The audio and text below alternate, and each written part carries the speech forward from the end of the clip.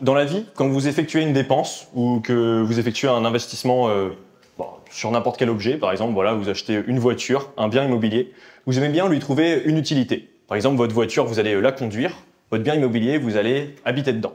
Et si vous n'habitez pas dedans, c'est pas grave, vous allez tout simplement dire à quelqu'un d'autre d'habiter dedans, moyennant un loyer. Et donc ce loyer va finalement rentabiliser votre bien et votre achat d'un point de vue monétaire. Alors la question qu'on va se poser finalement, c'est pourquoi il y a aussi peu de personnes, ou plutôt autant de crypto-actifs qui dorment sur les portefeuilles des investisseurs crypto sans travailler autrement et générer du rendement supplémentaire. En fait, laisser ses actifs dormir sur son portefeuille, c'est exactement comme être assujetti à 100% à la volatilité du marché et donc à la spéculation de celui-ci. Donc en gros, vous achetez un Bitcoin, il monte en valeur, vous êtes très content, il baisse en valeur, là vous avez plus que vos yeux pour pleurer. En fait, c'est exactement comme si ce bien immobilier que vous aviez acheté, vous l'achetiez au pire moment et en plus de ça, vous choisissez de ne pas le louer et donc de ne pas avoir de rente supplémentaire. Bienvenue du coup dans le quotidien des asset managers et des investisseurs crypto qui du coup font face à cette problématique-là. Et pourtant, il existe bel et bien une solution qui est pour le moment du moins pas forcément parfaite. Cette solution, vous la connaissez, c'est la finance décentralisée qui permet d'obtenir des rendements supplémentaires sur ces cryptos en les laissant du coup travailler sur des services de finance décentralisée moyennant une rentabilité sur ce service décentralisé. Et en fait, il n'y a que 3% des investisseurs crypto qui du coup ont passé le pas d'aller sur la finance décentralisée, ce qui est extrêmement peu.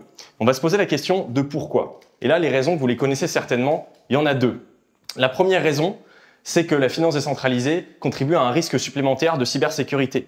Comme votre bien immobilier, en fait, quand vous avez un locataire dedans, ça contribue aussi à un risque supplémentaire puisque ce locataire, il peut vous casser votre télé, vous casser un mur, il peut ne pas vous payer et puis ça amène à un procès, etc. Et donc, c'est problématique. Ça, c'est le premier risque.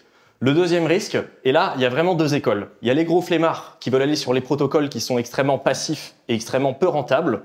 Et il y a les personnes qui finalement commencent à en faire un métier à part entière et vont sur les protocoles extrêmement compliqués et donc aussi par conséquence extrêmement plus rentables.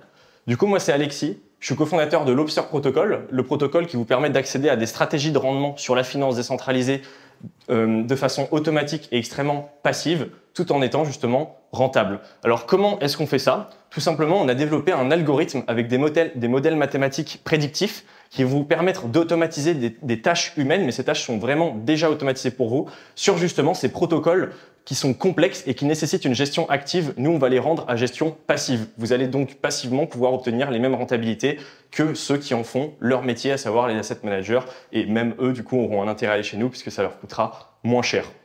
En plus de ça, on rend le liquidity providing aussi simple en fait que du staking puisque un seul token d'apport et nous on va pouvoir générer cette rentabilité sur une pool de liquidité. Et on ne s'arrête pas là puisqu'en fait notre algorithme lui a une double facette Web 2, Web 3. Donc ça veut dire qu'on va bénéficier de la sécurité du Web 3 et de la performance du Web 2. Et ça globalement ça va nous permettre d'aller beaucoup plus loin et de créer même des stratégies sur mesure pour des fonds d'investissement et pour d'ailleurs n'importe qui. C'est-à-dire que demain on va voir quelqu'un, on lui dit sur quel token tu veux générer du rendement. Il va nous dire par exemple sur Matic, sur Bitcoin. Et nous on est capable de lui créer une stratégie avec n'importe quel en fait niveau de risque sur sa stratégie et sur n'importe quel token. Merci à tous.